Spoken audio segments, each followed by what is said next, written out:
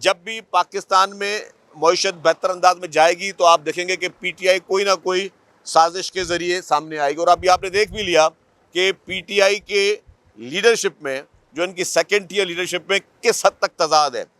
इनका हर लीडर, हर रहनुमा जो है वो अलग बयानियाँ दे रहा है। इनका हर लीडर, हर रहनुमा जो है वो मुख्तलिफ़ किस्म की बातें कर रहा है। इनकी आपस में एक यकसानियत नहीं है। देखिए जी, ये हमेशा इन्होंने प्लान तब करते हैं जब देखते हैं कि पाकिस्तान में कोई इंटरनेशनल विजिट हो।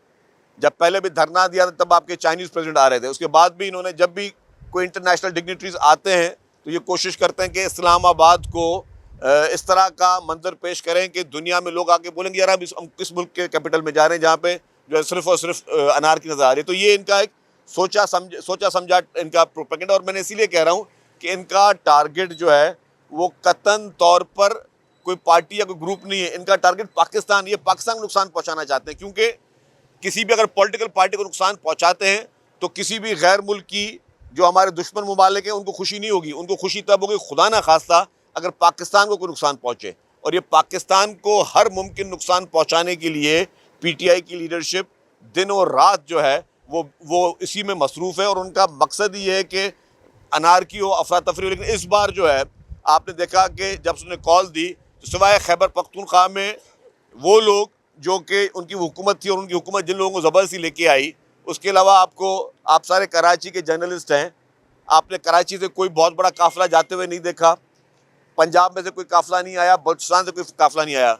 जहाँ उनकी अपनी हुकूमत थी वो अपनी हुकूमत के ज़ोर पर चीफ मिनिस्टर साहब लोगों को पैसे देकर, और जिसके सब शवाहिद भी हैं, उनकी अपनी एक MNA साहिबा ने कहा कि जी हाँ हम सबको जो है चीफ मिनिस्टर साहब ने पैसे दिए ट्रांसपोर्ट के लिए, लोगों को खाने के लिए पैसे दिए। तो अब आप लोगों को पकड़ धक्कड़ करके पैसे देकर और ट्रांसपोर्ट उनको प्रोवाइड करके उनको खाने के झांसे देकर उनको लेके आते हैं।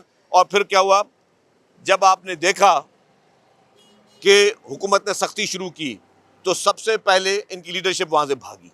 अगर गंडापुर साहब आपको ये हथियार उठाने हैं तो आप उन दहशतगर्दों के खिलाफ उठाएं हथियार। जो आप कहते हैं आप कमज़ोर नहीं हैं, आप डरपोक नहीं हैं, आप बहुत हिम्मत वाले हैं, तो वही हथियार जो आप हुकूमतों के खिलाफ उठाना चाह रहे हो, वही हथियार आप उठा के उन दहशतगर्दों से लड़ो जो आपके जहाँ पे आपकी हुकूमत है वहाँ पे गरीब लोगों को, आम आदमियों को मार रहे हैं, जो पारा चनार में दहशतगर्दी कर रहे हैं, जो बाकी बन्नू में दहशतगर्दी कर रहे हैं, बाकी जगह में दहशतगर्दी कर रहे हैं। आप में इतनी माशाल्लाह अपनी सलाहियत है, आप अपने आप को इतना बड़ा बहादुर शख्स कहते हैं, तो यही हथियार उठाएं, यही पैसा उठाएं, आप उन लोगों से लड़ें। अब आप अपनी हुकूमत से लड़ने के लिए हथियार कैसे उठा सकते हो?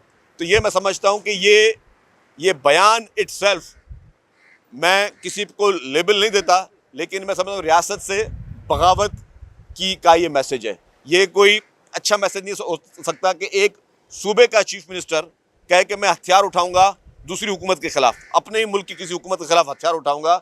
मैं समझता हूँ कि इससे बड़ा जो है गैर जिम्मेदाराना बयान और इससे बड़ी एक गिरी हुई सोच और नहीं हो सकती। पीटीआई ने अपॉर्चुनिटी मिस की है जब उसको वफाकी हुकूमत ने ये कहा कि जी आप पेशावर मोड़ पे आके बैठ जाएं, वहाँ धरना दे दें और आप से हम डायलॉग कर रहे हैं।